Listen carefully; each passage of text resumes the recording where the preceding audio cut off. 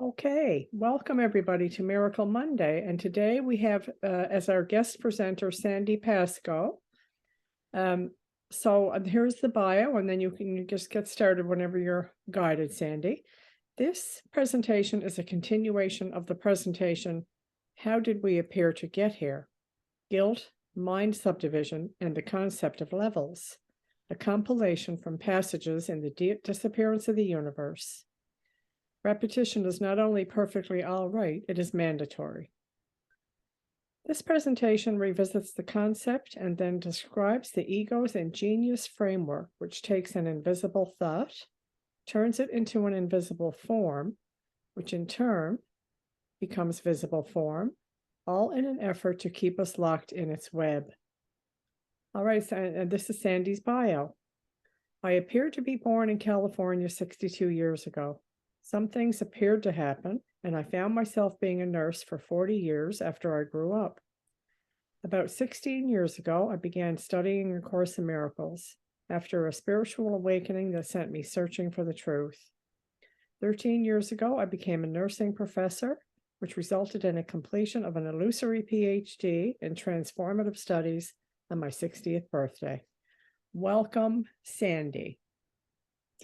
Thank you. So as Stephanie was reading the kind of the background on what we're going to be seeing today, I was guided that I needed to continue my presentation about why this, why this illusion seems real, and how my original presentation was back in last summer. So some of you may have seen that, and this is a continuation of that. So we will be kind of summarizing those concepts here in a minute. This is the bio that Stephanie just read. I'm not going to reread it, but here is my family celebrating our son's 18th birthday. When you don't have anything to forgive, celebrate. We were on a cruise ship. Again, I want to acknowledge Gary and Arten and Persa. These quotations are all from Disappearance of the Universe or A Course in Miracles. So, how did we appear to get here? As Stephanie was reading, this is a continuation of that presentation. And it's okay to repeat. It's mandatory, according to Arten and Persa. Before the beginning, there were no beginnings or endings. There was only the eternal always, which is still there and always shall be. There was only an awareness of unflawed oneness, and this oneness was so complete, so awe-striking and unlimited in its joyous extension that it would be impossible for anything to be aware of something else that was not itself. Then something appears to happen, which, in a dream, doesn't really happen. It just appears to. It's kind of a what-if idea, which unfortunately is followed by an apparent answer. Consciousness. That's what happened. By having this question, this is the beginning of the split mind. Because of this, for the first time, you have a conscious choice to make. Before that, there was nothing to choose between.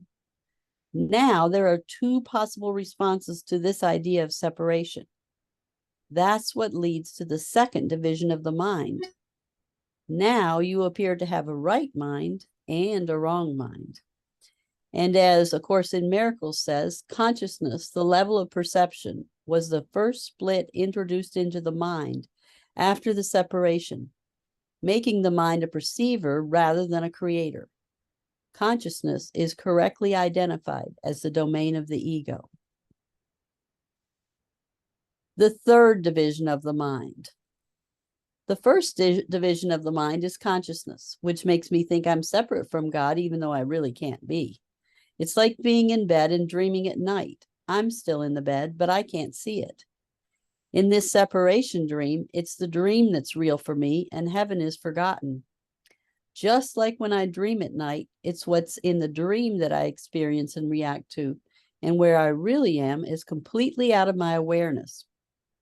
With the second division, I notice two ways of interpreting what's going on. One being the Holy Spirit, which is really my true self, and the other being the ego, which speaks for separation and an individual self. The third division was caused when I chose the ego.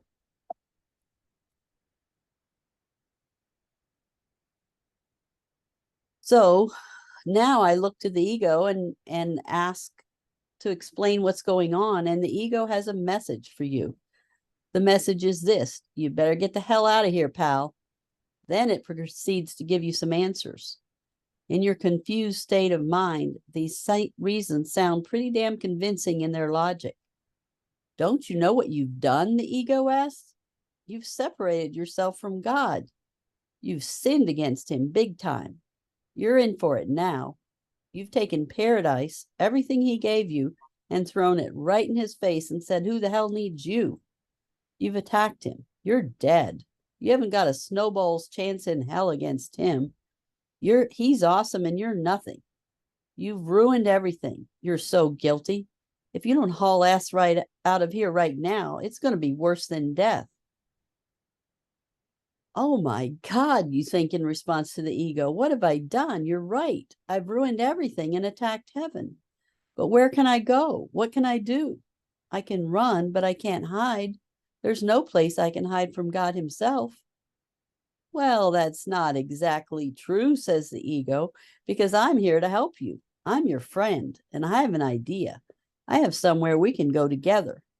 You can be your own boss and not have to face God at all. You'll never see him. He won't even be able to get into this place. Really, you ask? That sounds pretty damn good to me. Let's go. All right, says the ego. Do exactly as I say. At this point, the ego, which you are now totally identified with, uses the ingenious but illusory method of projection to hurl the thought of separation out of your mind. And you, or at least the part of you that seems to have a consciousness, appears to be projected right along with it. This instantly causes what is popularly referred to as the Big Bang, or the creation of the universe. Now you appear to be in the universe, while you do not realize that you are quite literally out of your mind.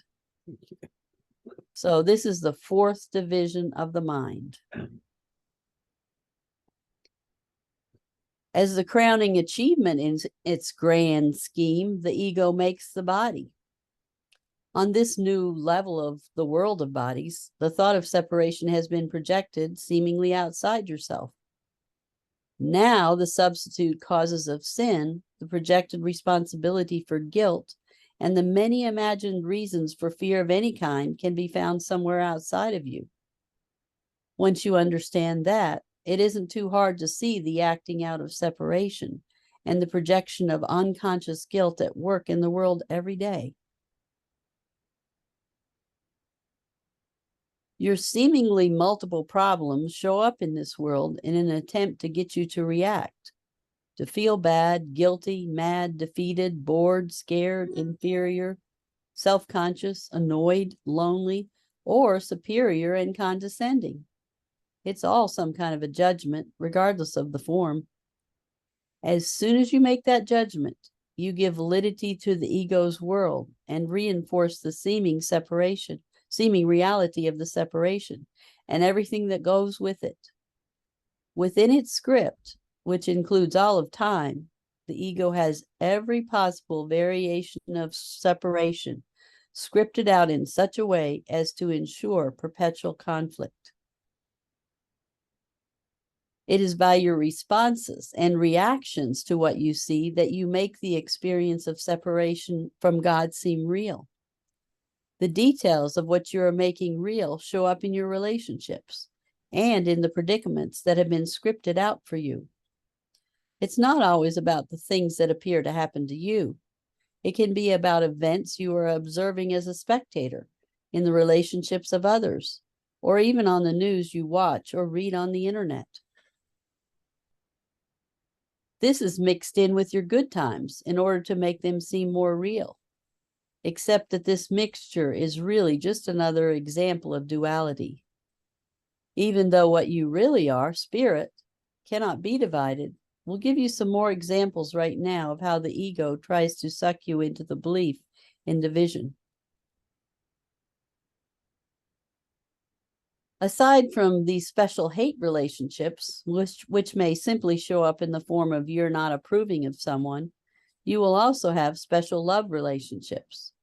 Yet how could this be possible without bodies? We have already quoted the Course teaching that the body is the thought of sin made flesh and then projected outward, producing what seems to be a wall of flesh around the mind, keeping it prisoner. Is this the kind of love you would have? In your personal relationships, what happens symbolically when you have a falling out with someone? You separate. For example, if people die in a plane crash, what could be more symbolic of the fall of man? Or when a baby leaves the paradise of its mother's belly and gets shoved out into the world, what else could it symbolize except the separation from God? When a bullet, knife, laser beam, arrow, spear, or crown of thorns pierces someone's skin, what does the skin do? It separates. During an earthquake, what happens to the ground on which you've built the foundation of your illusory life? It separates. The examples are infinite, but once again, in every phase of life, you will have the conflicts that symbolize division. They're all really the same. In sickness, the attack thoughts in the mind, often unconscious, may become symbolized by cells in the body attacking each other as cancer, or show up in the form of countless other ailments. In every single phase of your life, your childhood, your schooling, all the participatory activities you engage in over the decades, and different careers that feature their own variations of Machiavellian bull, you will have the conflicts that symbolize division. If you're lucky, your country won't go into that most special of all conflicts, war, but you can't count on that. Never mind the countless opportunities for violence that are there from cradle to grave, whether or not you are living during what is ironically referred to as peacetime. You are locked into the script that repeatedly acts out the thought system of the ego. The ego has set up people and groups against each other for its entire script of the history of the universe, guaranteeing the acting out of separation in individual relationships in some way. Now you are wondering how this seemingly enormous script of ours gets translated from an invisible idea into a visible manifestation. I mean, if everything is all mapped out ahead of time, then how does everything that's supposed to happen in the universe go like clockwork, just the way it's supposed to? You've asked a complicated question, but it's interesting that you used the word clockwork.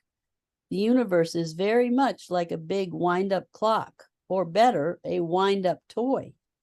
Let's use your solar system as a microcosm, and we'll use just one of the so-called forces of nature as an example. This doesn't explain the entire picture, but it will give you a taste of the ego's ingenious ways of illusion. Even though energy, which I'll call chi, is an illusion, it's very much a part of how the ego takes the script that's in the mind and transmutes it from invisible thought into invisible but measurable forms, and then into the visible manifestations you see and experience. This really happens all at once, but it's necessary to be linear so you can better understand it. For instance, let's say you could look at your planet from outer space, from half the distance to the moon, and that you could see chi. You'd then be able to see that the Earth is completely encased by electromagnetic chi that's carried to it and past it in the form of a huge flow of radiation from your sun. This flow of chi is constantly changing, with yin and yang going in and out of balance and everywhere in between balance. The changes in chi are caused, in turn, by the constantly changing radiation on the sun. Now, if you could look at the sun close up from space, you'd see what could be described as enormous oceans of gas. What few realize is that these oceans of gas behave in a similar fashion to the oceans of the Earth. Just as the tides of the Earth's oceans are subject to the movements of your moon, the tides of these solar oceans of gas are subject to the pushing and pulling of the total interaction of all the planets in your solar system, and even the universe beyond it, which of course is all connected. This in turn causes different gaseous tides, sunspots, and other solar events, which in turn regulate the changes in the flow of the radiation while it's carried to the Earth as particles via the solar wind or directly by sunlight. This changing radiational flow, regulated by the movement within the entire solar system, including the Earth and its moon, causes corresponding changes in the chi surrounding your planet and sends electromagnetic fields onto every inch of it. You can't see these chi fields with the body's eyes, but they're everywhere, and you've been walking right through them every day of your life. They regulate everything about you, including your decisions and resulting movements. They are actually thought from a completely different level, transmuted into the form of chi, telling you what to think on this level. Everything you do follows from what you think, and sometimes it follows instantaneously, like a reflex. This is true of every animate and seemingly inanimate object you behold. As one simple example, how do you think a tiny bird like a swallow can be flying in South America and then all of a sudden know it's supposed to make a turn and begin a flight of thousands of miles that will result in it arriving in California within the same general time period every year? That kind of thing isn't limited to the Earth's magnetic field. It applies to any magnetic field, anywhere in the universe, and it works on any kind of a being. That's because it's really the unconscious mind directing the acting out of a script, and what appears to happen is merely the effect.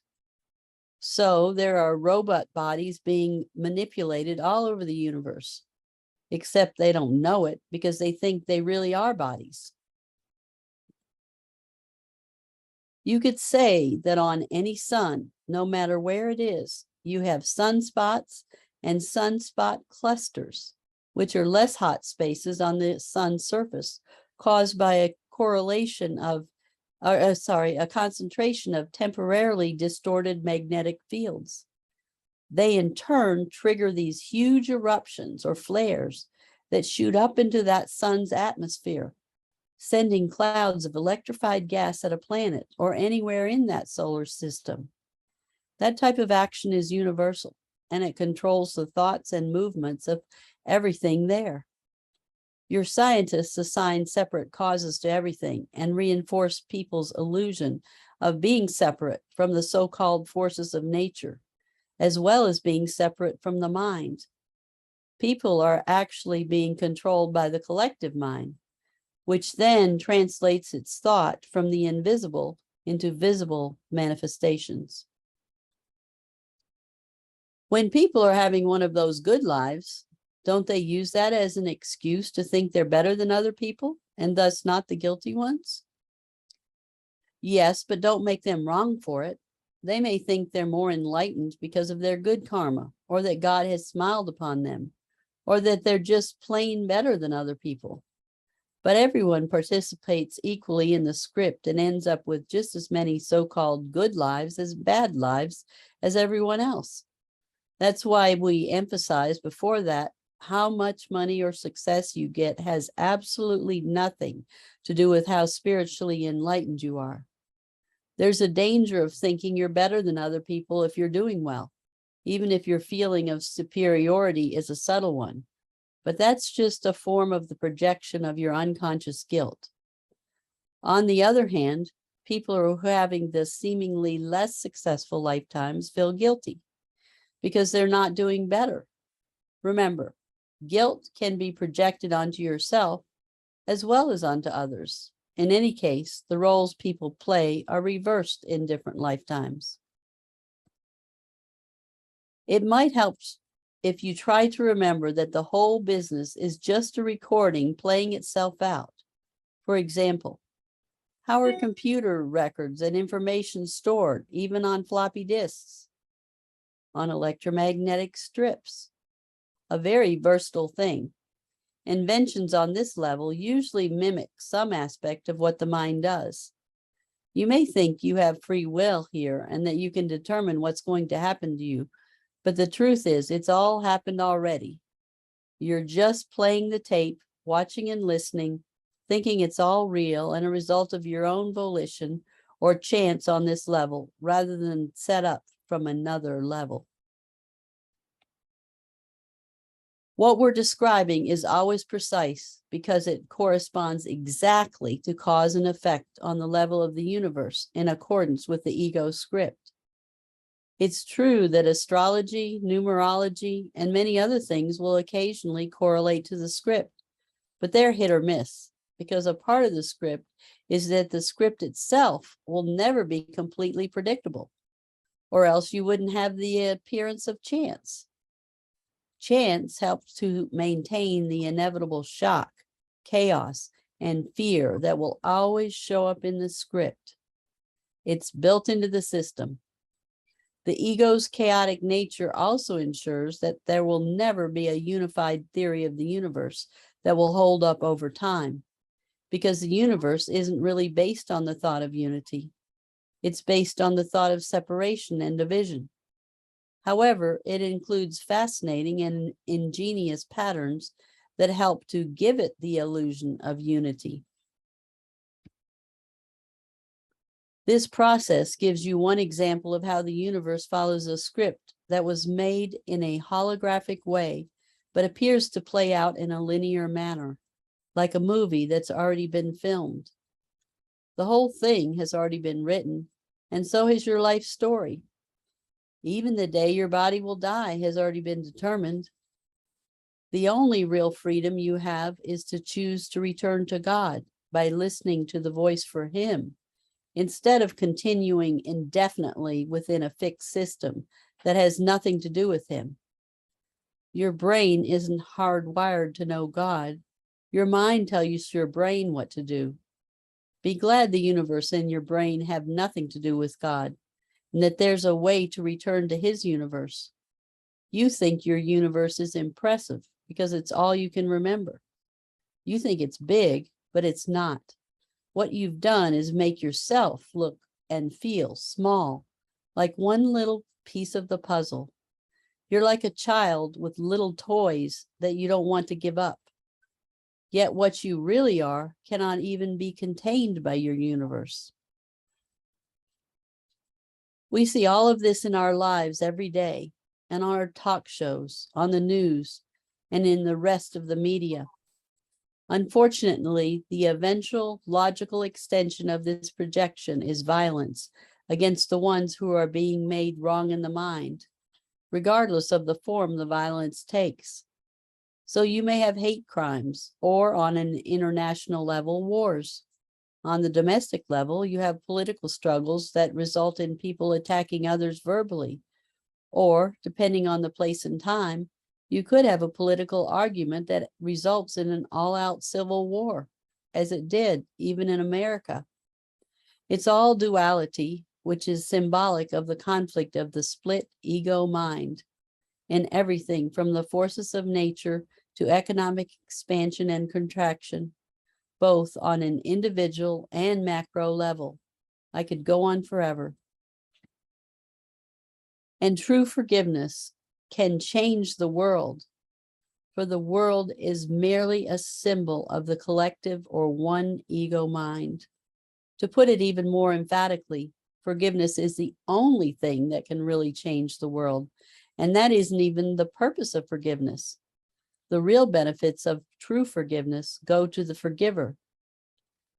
The benefits also go to the receiver simultaneously, but that's the Holy Spirit's job. He'll make sure you're both taken care of. Your job is to faithfully handle your part. When you appear to choose forgiveness on this level, and I say you appear to choose it here because you're not actually here, as you make your choice here, the Holy Spirit then gets the message to your entire mind. It doesn't matter that you can't see it. You're being healed on a larger level whenever you choose the Holy Spirit's alternative instead of the ego's plan. You've been programmed to play out the ego's script, but you can and will break free of that program. The Holy Spirit or Jay will adjust the script for you. Remember, we've already said there are two scripts, the ego's and the Holy Spirit's, and that one of the purposes of the miracle is to save you time. If you choose forgiveness instead of the ego, then Jay has made the following promise to you. When you perform a miracle, I will arrange both time and space to adjust to it. He's not talking about changing time here so much as taking out the parts you don't need in your future anymore, because you've already learned those particular forgiveness lessons. He says, the miracle shortens time by collapsing it, thus eliminating certain intervals within it. It does this, however, within the larger temporal sequence. The Course is here to remind you that instead of being a robot, you have a mind and that you can change it. It doesn't matter if you have different forces of nature pulling at you, electromagnetic chi telling you what to do, gravity pulling you one way and dark energy pulling you the other way, and allowing the universe to expand at the same time, and 1,000 other forces that all work together to cover up the mind during the dance of duality.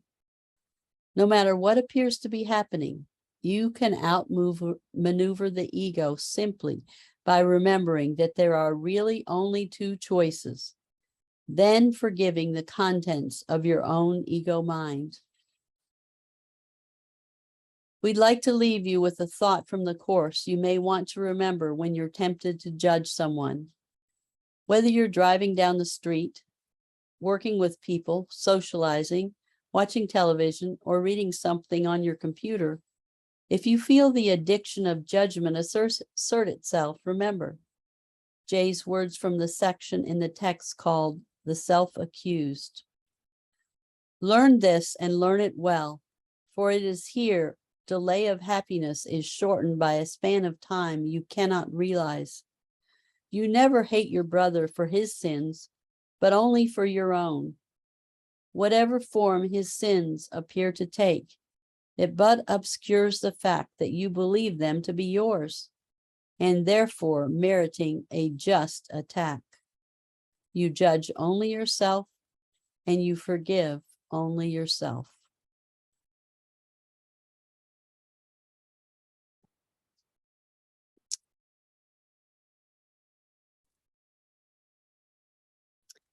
And that is my presentation. I hope it was Okay. helpful.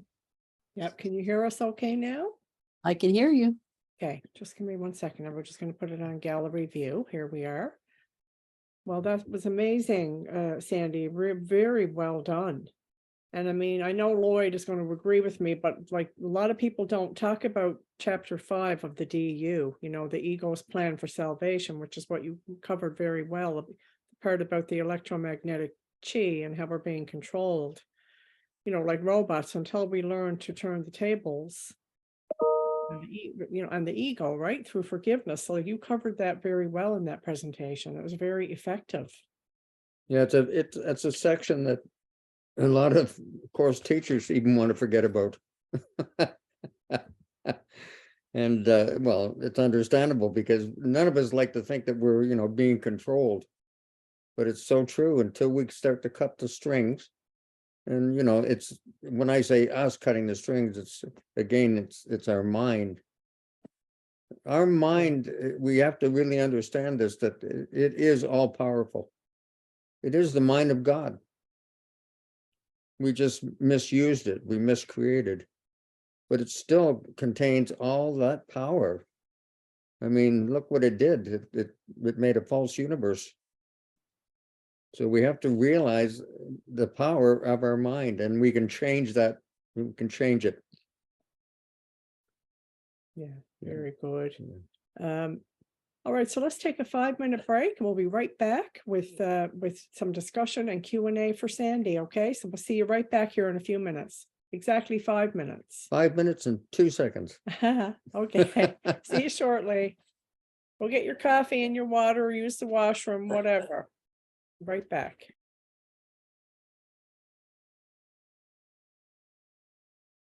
Okay, guys, we're back. Okay, so what we're gonna do now, we'll just open it up for maybe if anybody has any questions and answers specific. You know, to Sandie's presentation or discussion, we're just gonna let it go the way it wants to go here now. So feel free. I thought I'd just say a little bit about, you know, why I like this type of approach to forgiveness is that I feel that, you know, the way the world is kept in place is by not looking at it. So if we want to know what's going on, the Holy Spirit has answers for us. So for me, I like to know, as someone with kind of a scientific mind, I want to know, why are these things here? And so then by having the description that Art and Persa gave Gary had these questions, and it's not just the same old, it's a mystery crap that you hear, and people don't look at it. You know, like, why do people, you know, how could God do this and allow this person to live and that person to not live, or, you know, this person to be abandoned and that person to not? That's, you know, that's by not looking at it, that's how we keep the illusion in place. So that's why I feel that every so often I'll get a feeling that I need to make another presentation. And I like the idea of visually illustrating what Art and Persa have said to Gary. Very And so good. I'll probably do it again. Yeah, very good point. I mean, you know, like you say, you hear, like, for example, oh, it's just a mystery. God works in mysterious ways, or that kind of a thing. But, you know, it's all about understanding how the ego operates, because when you understand it, then you can disregard it, or, you know, you can go about the business of gently disregarding it, which is really what forgiveness is, right? To overlook. The ego cannot defend itself against disregard. It's the one thing that the ego cannot defend itself against. Now, I'm not saying any of this is real, just to disregard it, but, you know, we can, by understanding it, it brings the light into it. And it, you know, disempowers the fear, right? It just takes the fear away. It's not so debilitating, so to speak. And one And- thing we really have to understand is that the Holy Spirit does not heal bodies. Nope. That's a big misinterpretation by a lot of even course teachers. The Holy Spirit has nothing to do with healing bodies. Why would it? It's telling you there's no such thing as a body. You're not a body. It says you're free. You're still as God created you. Right. Now, some healing can take place because what happens is the mind is being healed. And in certain circumstances, there is some healing takes place. But that has nothing to do with the Holy Spirit. It actually has to do with the split mind or the ego. In DU, I think it's on page 311, I'm not sure, but they talk about that all miraculous healings are done by the split mind. Nothing to do with the Holy Spirit. And that was another thing. I didn't see that for years. I've read DU over 30 times, and I just found that this year that, because I'd overlooked it. And I'd like to just add a little bit to that. The way it was explained to me by the Holy Spirit was that used in the analogy of Jesus never administered to a body. He always administered to the mind of whoever, the malady, whoever was suffering the malady. And so because of that, because he joined his brother in the Christ mind, what would happen in certain circumstances with it was that the disease would just get withdrawn back into the illusion from where it stemmed, from where it came from. Yeah, so Veronica has her hand up. Go ahead, Veronica, and unmute yourself. Hi, everyone. At the end, I really have to say I loved this presentation. It was so meaningful from the beginning to the end. It was so informative. And at the end, you were talking about judgment and guilt. And it just so happens that within the last couple of months, I joined this new study group, and they read out of the Circle of Atonement book. And I don't have that book. The only book I have is the one that was given to me, I don't know, 20 something years ago. And like, I never felt the need to look at other editions or, I just stayed with my one book, and it was very personal to me. I had a lot of miracles happen through reading that book. But someone in the group said, I would like to send you a love offering, because I would just listen in. I didn't have the Circle of Atonement. So they sent me the book, and I received it yesterday. And when I received it, I started reading, and I was like 3 pages into it. And I just started crying because something popped out to me that I have never kind of connected. And I guess it connected to, my higher mind. And I just want to read it. Right here, it says, guilt is the sole cause of pain in any form. In a desperate attempt to get rid of guilt, we project it outward. Now the guilt that we see inside appears to be outside of us, lurking in everyone we meet. And now the pain that is actually caused from within by guilt seems to come from without, from a series of countless people and events. Through projection, we see ourselves as good people surrounded by a cruel world, a world bristling with potential threats. So it just came to me that, like, all my judgments in my special relationships, like judging people, they're not doing this right, he's not doing this way, she should be more like this, she's not doing that, that all of that is coming from my guilt. The guilt that I have, I'm projecting it outward onto other people. And like, really, those other people are the same love that's inside of me. Like, I have to overlook that and see them as the love they are. And just overlook the projection. And when that came to me last night, I just started crying because I got it. And those people that I do judge in my special relationships, I visualized them and I saw the love in them, that they really are. And the little things, their little personalities, they don't matter because they don't really exist. Only the love does. And I had a really nice night last night. Yeah? I had a little revelation there, and it's like 3 pages into it. And I had a little revelation about guilt and judgment. So thank you. That's great, Veronica. I just wanted to say that you just have to take it to just a little higher level to realize that it's not Veronica that's doing the judging. It's the mind that's projecting Veronica that's doing the judging. You're just part of the dream. The bodies are just part of the dream. We're the dream figure. But the Course is always directing to the mind, and it's the mind that's doing the judging. It's the mind that's projecting. And that mind wanted to see guilt outside of itself, so it projects all these bodies, so it can seemingly project the guilt outside of itself. That's at the highest level. Like, we start to think that it's us that's doing this. It's not us that's doing this. We're a part of the equation. We're part of the projection of the mind. That's where you really got to get to with the Course in Miracles, is that Jesus is always talking to the mind. It's saying, you who made this world. Now think about that. You who made this world. Who is the you that made the world? It certainly isn't Veronica or Lloyd or Stephanie.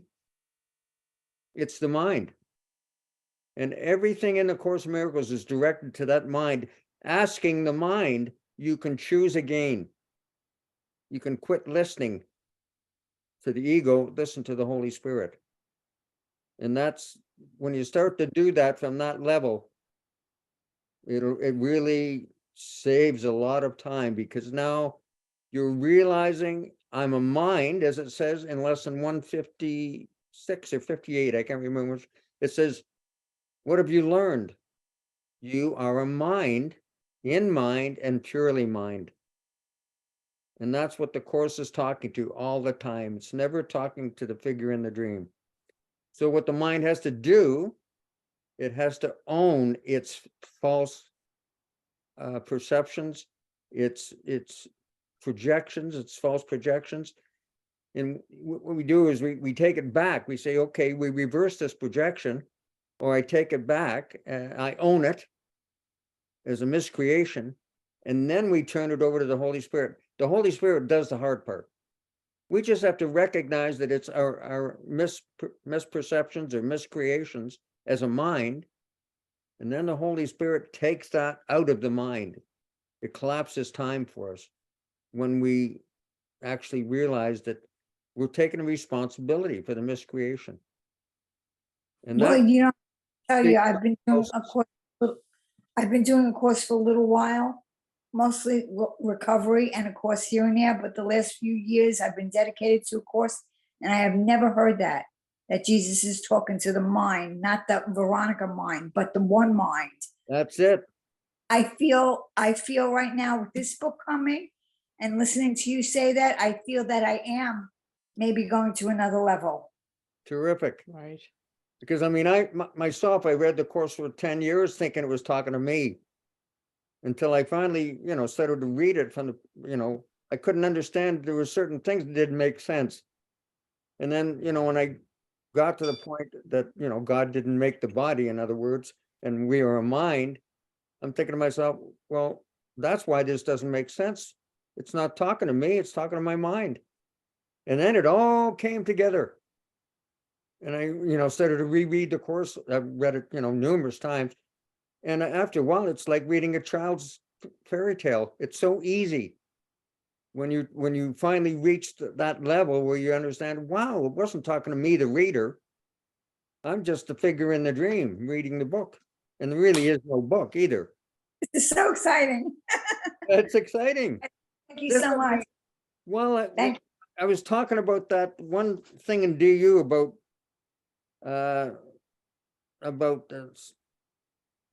didn't mention spontaneous combustion, but here it is about, it says, no wonder most of the people there are nicer than the people on the mainland. Oh, they're talking about Hawaii here. It says, while we're talking about healing, this whole discussion highlights the idea that everything is caused by the mind, not just sickness, but also miraculous healings.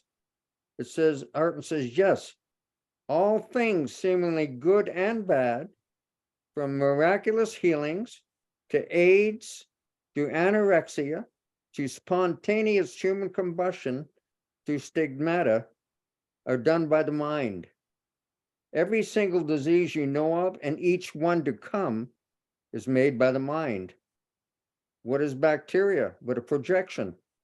What is bipolar disorder but a form of duality proclaiming that the separation is real? That's pretty powerful. Yeah. Very good. Sandie, did you have anything to add to that?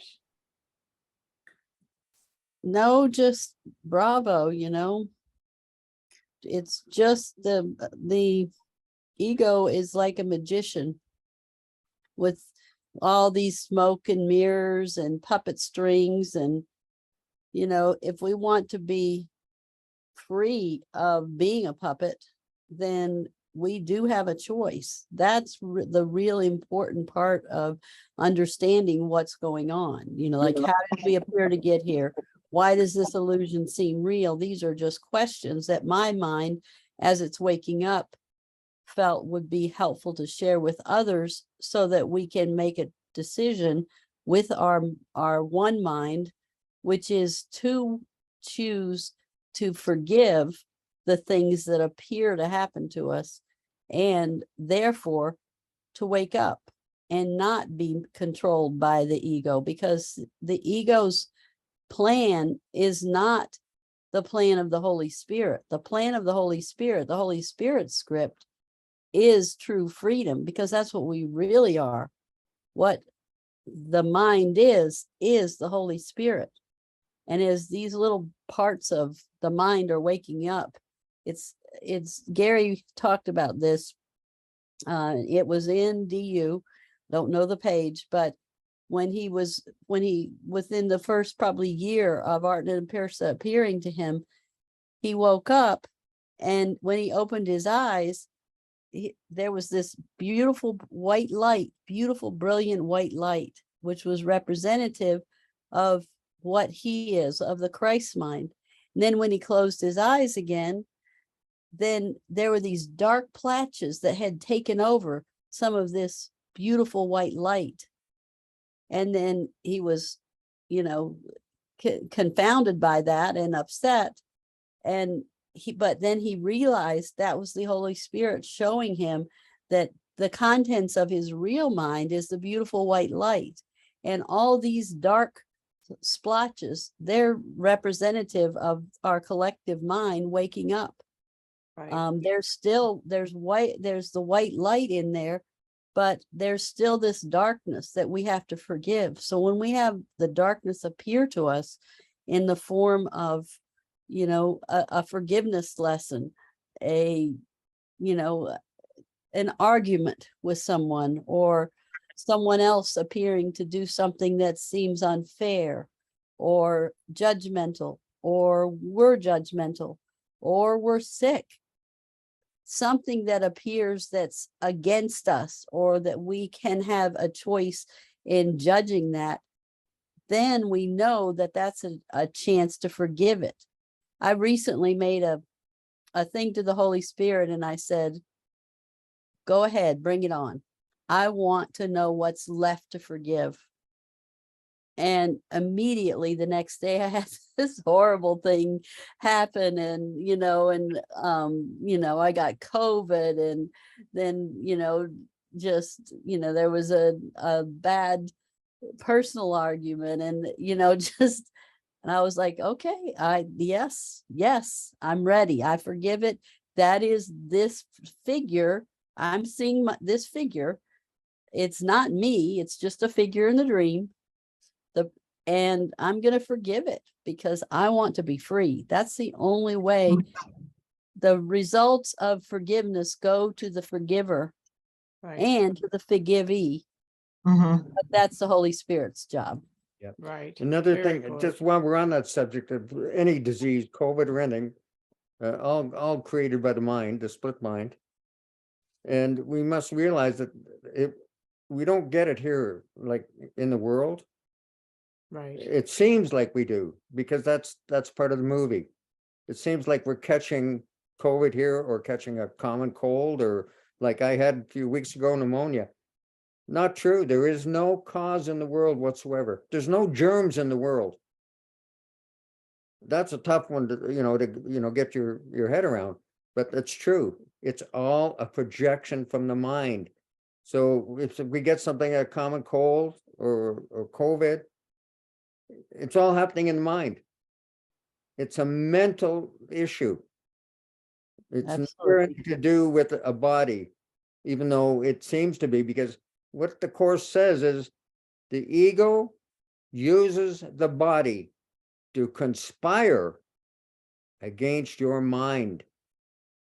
So what the ego is doing when it brings on stuff like, COVID or even a cold, It's using the body to conspire against your mind. It's trying to convince you, mind, that you're not a mind anymore. You become a body. And it even says in one part, it says, when you start to catch on to this, it says the ego and the body conspire against you. Joins in, it says, it actually says the body joins in the attack. That's the exact words. And people don't even, talk about that very much, but all kinds of stuff that's happening to the body is a pre-programmed thing from the mind. Like, if you're into this course and you get sick, don't take it personally. It's just a reaction of the ego. It doesn't want you to wake up. It doesn't want to wake up. So it uses the body to conspire against your reality. And you have to ignore it. That's why it's never about healing the body. And there's a lot of emphasis with course students, even course teachers, about healing the body. The course has nothing to do with healing a body. It's all about healing the mind. And sometimes the projections of a certain disease can get withdrawn. The ego withdraws that particular projection. That's where you hear of, somebody that has cancer, for instance, and all of a sudden it disappears. There's no trace of it. Doctors can't explain it. It's simply because that part of the projection is withdrawn back into the mind and it disappears. Now, that isn't a healing, because that could go on for maybe 20 years, and all of a sudden the cancer shows up again because the mind hasn't been healed. It's just like we take magic when we have to, like, you get a headache, you take an Advil, it's magic. But the course never says not to use magic. It just says to realize that it's magic. It's not the healing of the mind. But what you do is you use a two-phase approach. You're healing the mind, and you use a little bit of magic all at the same time. And the more you do that, the less magic you need. That seems to be the way that it works. And that's the way it's worked for me. And that's, all I can go. That's the way it's worked for me as well, because remember, you may think that I took this antibiotic and it healed me. That is not true. It's always the mind, and there's never an exception to that. Right. Yeah. Yeah. It's the mind that's accepting that part. That form of healing that will come in less fear. I mean, that's why Jesus says it's good to go ahead and accept that whatever form in healing you might need, that's fine. It's an illusion, so that's fine. But if that is the form that will not scare you, then accept that. Right.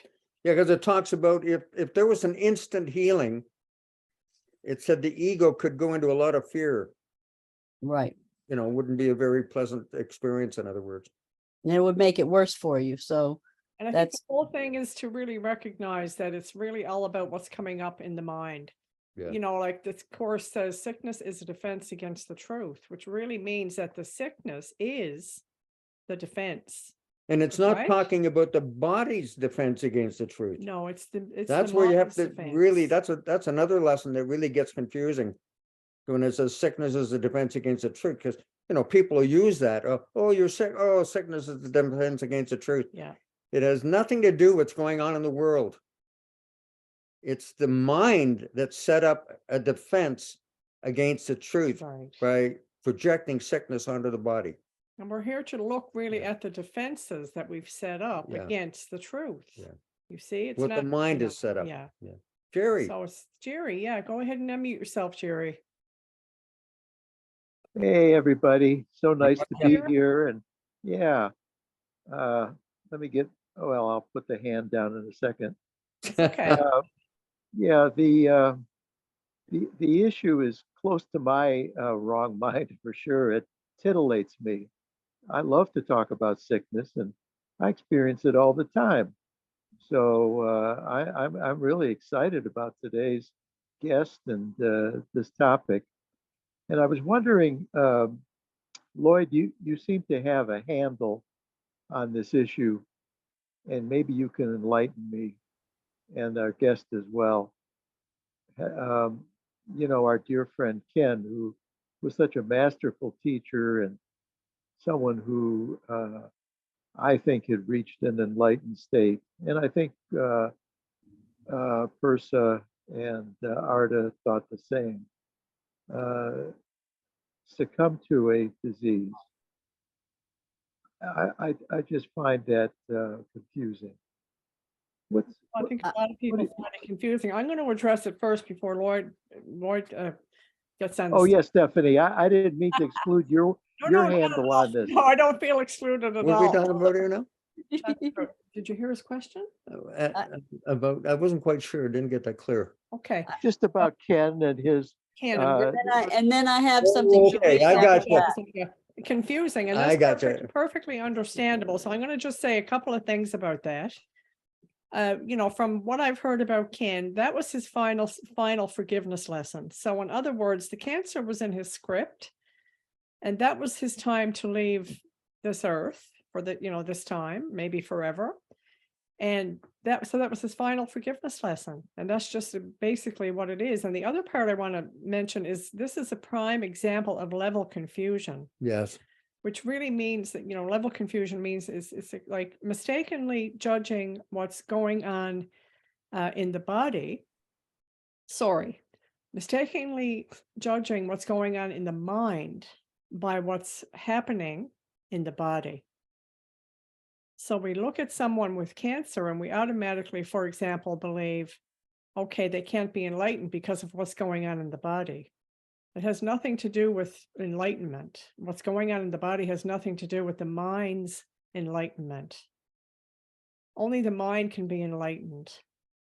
And so that's what level confusion is. I'm going to repeat it one more time. It's mistakenly judging what's happening in the mind by what appears to be happening in the body.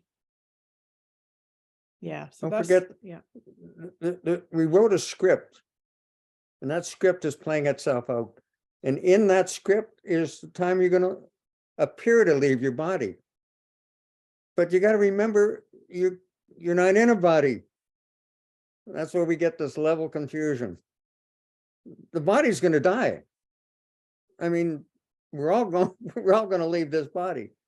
But in truth, we're not in a body. The Course makes it very clear. Spirit has never entered a body. The body is a projection. It's an animated projection from a split mind. It has no reality whatsoever.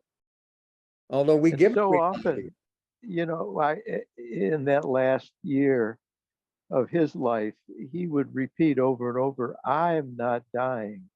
right. That's it. You're not dying. It's an impossibility. God made life. There is no opposite. But the ego made an opposite. Now we have life and death, but that has nothing to do with God. When you appear to leave this body, you will continue right on. And if you've completed your forgiveness lessons, you'll just simply end up where you've never left, home in heaven. And heaven is a state of mind. It's not a place. Now, if you And I just, sorry, I completely apologize. done that, you're that little piece of consciousness that you are just continues on, and right away it goes into a sort of a state of bliss. And I'm talking from experience here. I've been given this experience. So what happens is you're in a state of bliss for, you don't know how amount of time, because when you appear to leave this body, there is no time. Time is part of the illusion. So what happens is you feel so wonderful because now you don't have a body you're dealing with.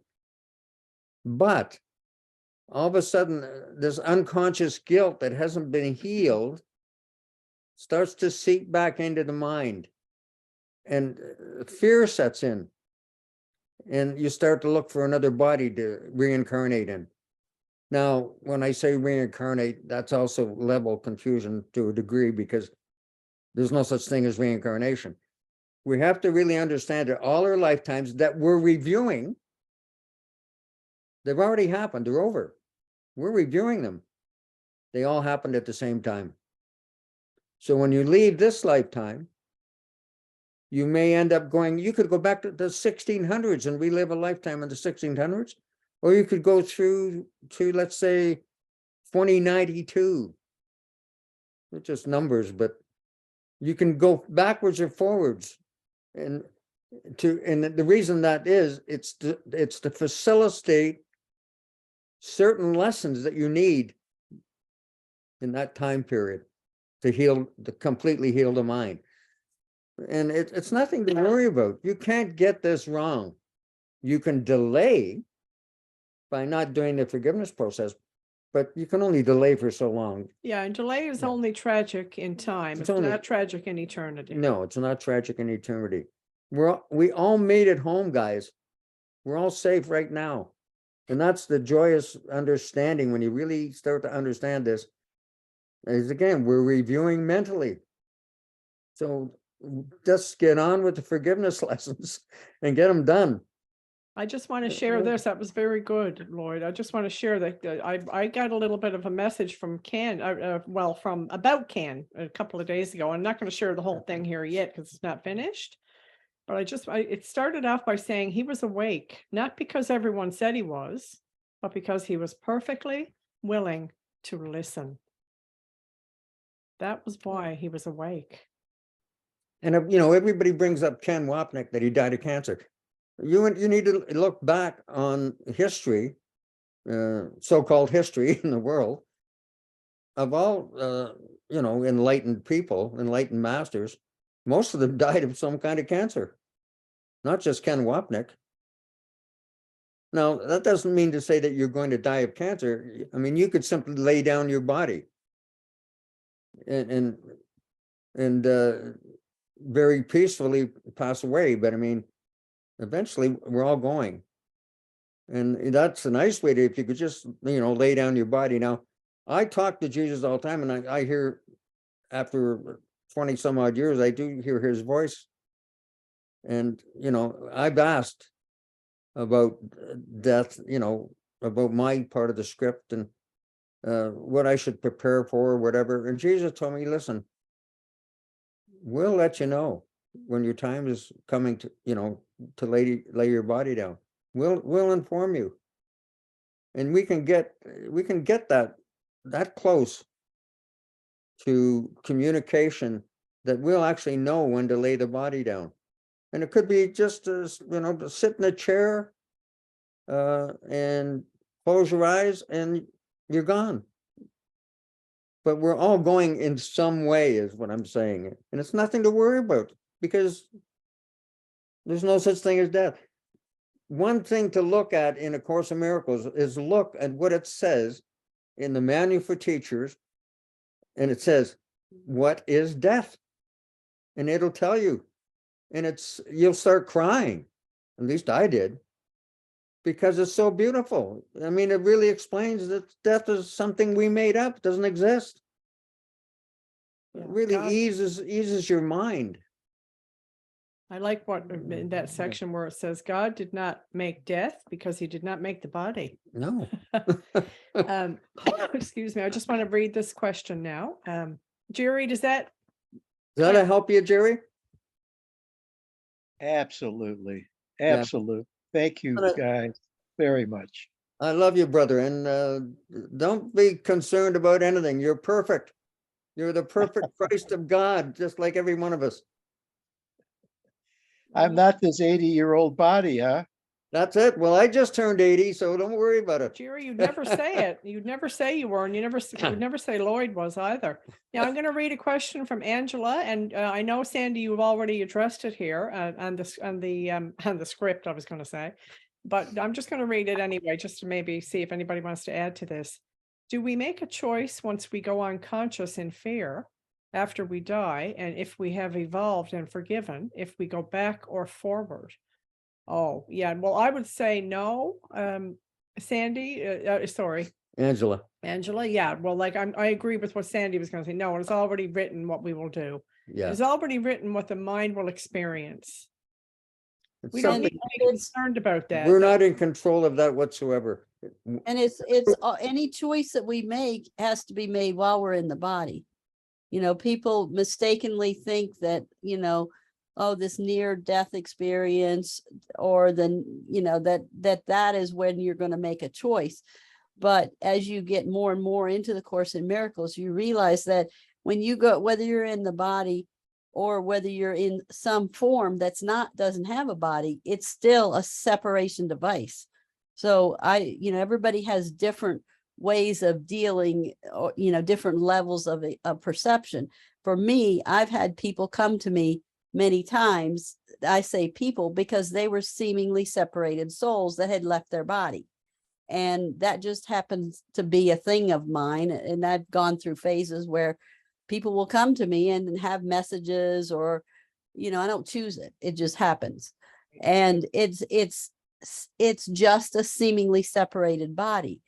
And as much enlightenment or progress along the road, we have to make that, we lay our body aside for the final time only when we're in the body, not when we're, Darden and Persa made that very clear to Gary, is that you're not going to go beyond and make your decision when you're not in the body. When you're in the body is the time to make the decisions and to complete your forgiveness lessons while you're still in the body.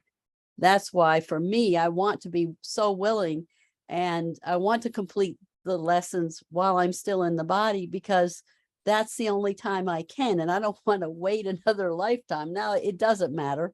You're right. It doesn't matter if I have to wait another lifetime, but I don't want to have to grow up and come to the realization that, oh, it is all about forgiveness, because I'm already there now. So that's why I think for everyone, that you're here on this call and you have the chance to, you understand that forgiveness is where it's at. That's where the rubber meets the road. That's how we're going to get enlightened, is through forgiving what appears to happen to us.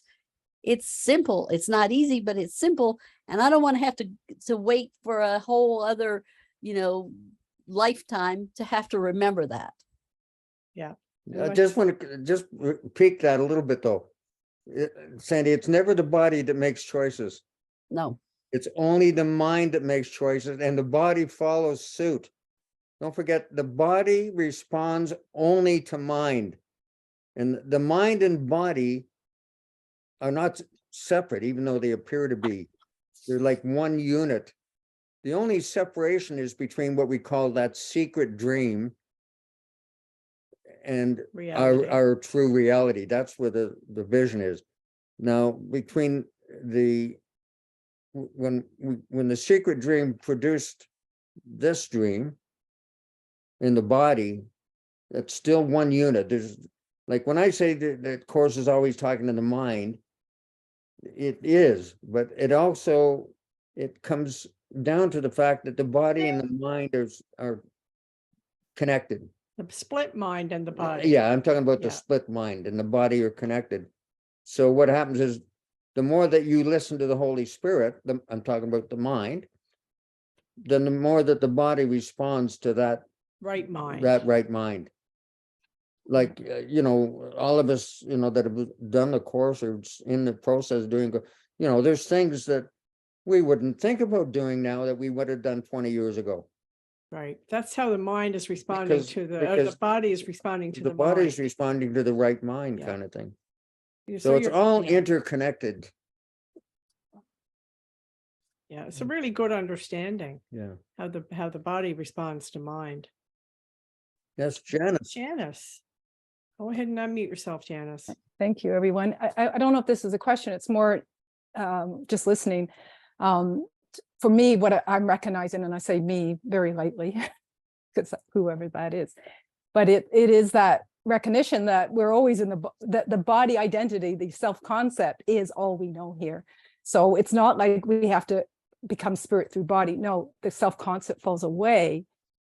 To me, what's been showing me up so much is we want less time.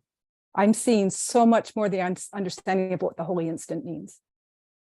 And as long as I think I'm a body, I'm in time. and I'm planning and I'm trying to work out something and this way and that way, and I'm not going to go anywhere, and I can stay in this body for millennium. Who knows that this moment is not happening exactly the same moment every single moment right now, except for our own wrong mind thinking that we are a body walking in time. There is no time but this moment when we wake up. So I've been really turning that all around and recognizing that the only moment ever is this decision right now that I'm making. Right. And that's why I need to step back and ask, what am I? Or whatever question that I ask that comes back to me. So I'm really, truly looking now at, we need to get to that point where you stop looking at this body as something walking in. The body and the world are exactly the same. It's its own mirror. Right. And we have to really stop stepping back and recognizing I could be living one life, only one life, as long as I'm asleep, dreaming I'm a body. So it doesn't make any difference what body you're in, what identity you're in. None of it is real. Right. It's very good. Yeah. So I just, thank you. Less time. Everyone, for me right now, it's showing me how much I want less time. Right. Release it. Not more time, less time. Thank you. It's all about the decisions that we're making right now. Yeah, in the mind. Yeah. That's very good. Thank you. It's all mental. There's a question that I think is very good. Okay. Savita said, I need to understand what is happening now, has already happened, and what forgiveness looks like. So, that was the motivation. Your question is the motivation behind my creating the PowerPoints that I did, the one from last summer and this summer, like what is happening. But it's if it's a dream, and it is a dream, really the important part of your question is, what does forgiveness look like? And just very briefly, forgiveness is a 3-step process. You're going to recognize the thing that you're forgiving, whether it's a cold or an earthquake or an upset that you have of some kind, and just recognize it. And I sort of envision myself looking at it in hands, sort of the hands of my mind. And then I let go of that. That's my second step. Just let go of that, whatever upset it was, knowing that it's a part of it's guilt coming up to be healed. And then I allow step 3 to happen to me. That's the Holy Spirit's part. But I need to be aware that it is part of the forgiveness process. And it's the Holy Spirit's peace replacing that upset. That's the 3rd step. And as you do that forgiveness process, it happens all as one thing. You do it so many times that it becomes a part of you, so that when you say, I forgive something, that happens sort of automatically. But I still go through the process. I still imagine, particularly if it upsets me more, I'll look at it for maybe a little longer and imagine letting it go, because I know that if I don't, it's going to come back in another way.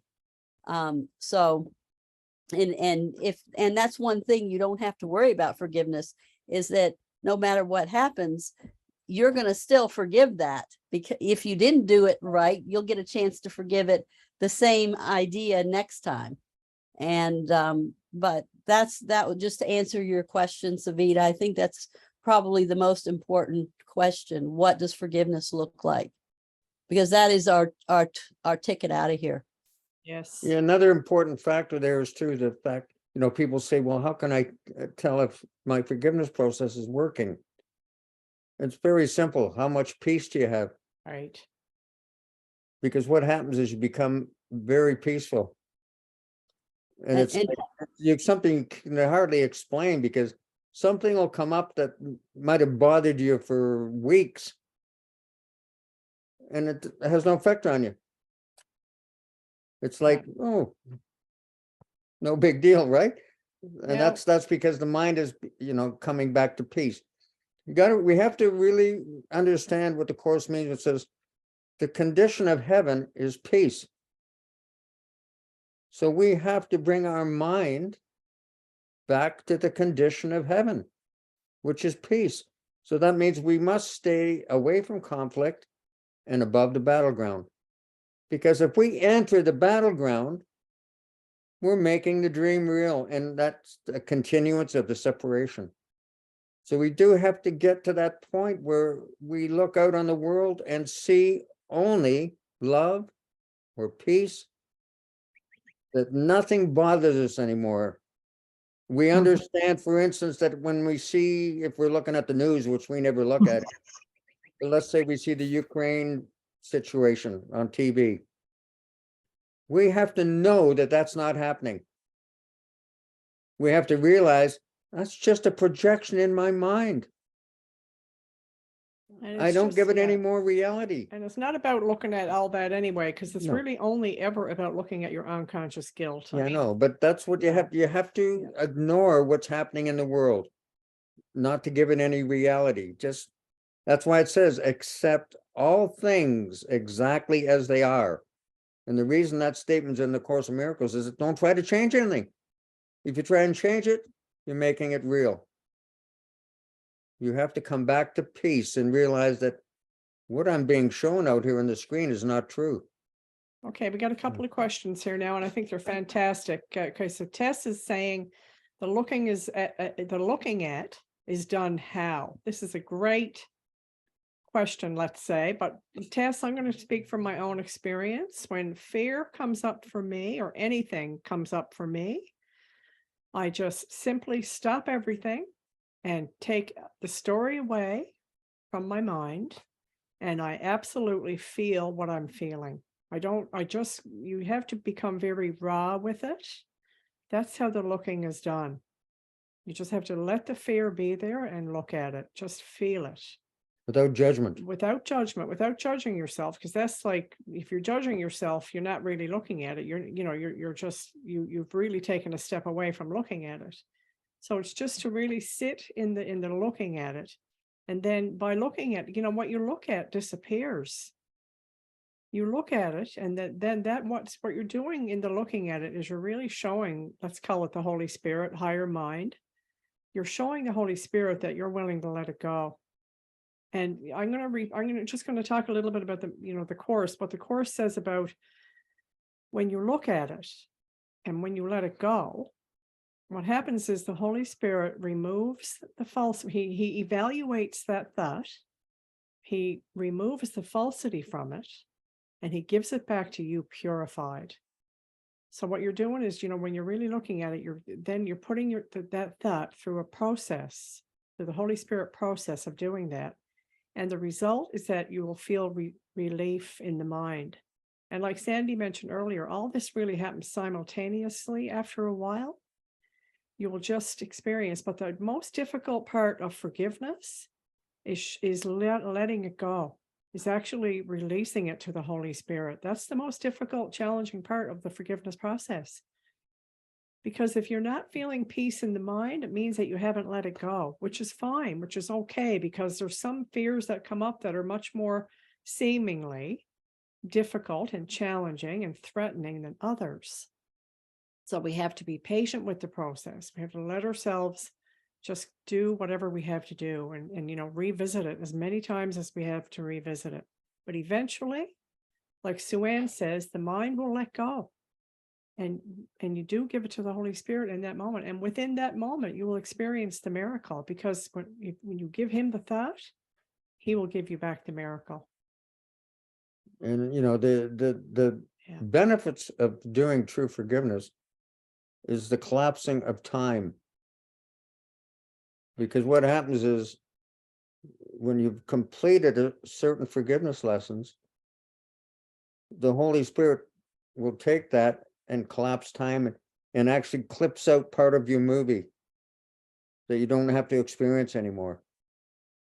That's why the delay of forgiveness is a pretty sad state of affairs. It's like, get on with it, because the benefits are, we can't even describe the benefits, but part of your script is removed for you as you forgive. You don't have to look at that again somewhere down the timeline, because it gets removed completely from your script. In other words, delay of joy is sort of, that's an insane thing, right? Right. It's not necessary, but in Yeah. the meantime, none of this is easy. It's No. simple, but it's not easy. You know, we know it's just not easy. It's as simple as that. But it is very possible, of course, with the matter, it's a matter of motivation. That's what it's all about. It's a matter of making that choice in the mind. You know, what do I value? Do I value the conflict or do I value peace? And don't forget, Ken Wapnick always used to say, we're all schizophrenic, or we wouldn't be here. Yeah. Okay, so okay, somebody else just asked something. Fran, this has been so useful. Love your presentation, Sandy. I love Lloyd, Lloyd and Stephanie, you were always appreciated and loved beyond your wildest imagination. Thank you, Fran. Somebody just mentioned something else, but it was another question. I need to understand what is happening now has already happened. And what forgiveness looks like. Did we already, I think we looked at Well, that, didn't we? how do we know everything has already happened? Because the course says it's already happened. It says we are reviewing mentally that which has gone by, Right. which simply means we're watching a movie that's over. Now, for myself, that's not a big deal anymore, because for the last 3 or 4 years, Jesus or the Holy Spirit has worked with me and shown me literally hundreds of episodes in my script. And I get to view things before they even happen. And then they'll happen exactly like I was shown. And then Jesus will say to me, I'm not showing you the future. I'm showing you the past. It's already over. All of these things have already transpired. That's why when somebody, let's say they're psychic, and people go to psychics and they'll say they get some premonition of what's going to happen in the future. Well, they have it backwards. It's not really happening in the future. If they're seeing what's already happened, it's already gone by in the timeline. That's why the course says this world was over long ago. We're just mentally reviewing it, and we're also Yeah. reliving it through the tiny matter, like the instant when the time of terror took the place of love. We're choosing that, right? The tiny tick of time, when the time of terror took the place of love, we keep choosing that over and over and over again. So we keep experiencing that over and over and over again. It's like we're sitting in a theater with Jesus, watching the movie that we made. And Jesus is saying, are you going to listen to me? Who's going to reinterpret this movie for you? Or are you going to keep watching it with the ego and getting involved in the movie? That's the 2 steps. You're either involved in it or you're stepping back and being an observer. Those are the 2 things you got to remember. You want to become completely the observer.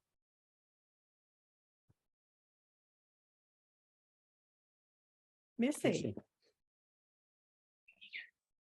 Hi. Wonderful. I just wanted to share one little thing that came to me today. My brother was over here. He's always a forgiveness opportunity, both from the past. I know he's not real and he's my projection, but anyway, he was here. And I just wanted, I already knew, I had Holy Spirit right on my shoulder because I already know the kind of things that are going to come up.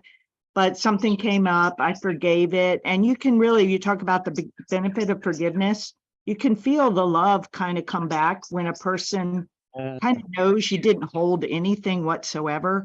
That's one thing. And the other thing that really came to me was, do you believe this or don't you? So in other words, if he's guilty, I'm guilty.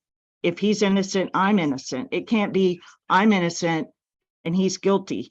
You know what I'm saying? Because truth is either 100% or it's nothing.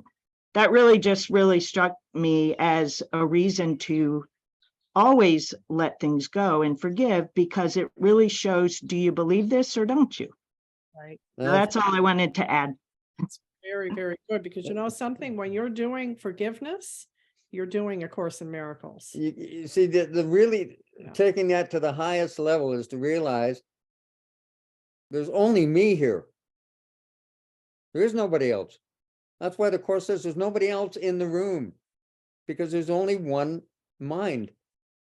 So if you want to be innocent, then Yes. everybody has to be innocent because there's only. Exactly. It you're can't be holding back- this mix. Yeah, Yeah. if you're holding back one part, then Yeah. you can't be innocent either because there is only one mind. So if it says innocence cannot be partial, it must be whole.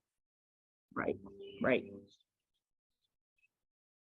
Well, guys, look, I'm going to tell you, we're not going anywhere, but I'm going to stop the recording because it's time. And then we can continue on talking. So I just want to say that everyone feel free to take themselves off mute and thank Sandie. Sandie, I really appreciated, and I'm still appreciating your presentation today and your contributions. So let's just take ourselves off mute and thank Sandie. Thank you, Sandie. We hope to have you back again soon. Thank you, Sandy. Thank you very much, Sandy. That was Thank you, awesome. Sandy. It Thank was you. great having all that in one place, all that knowledge put together in one presentation.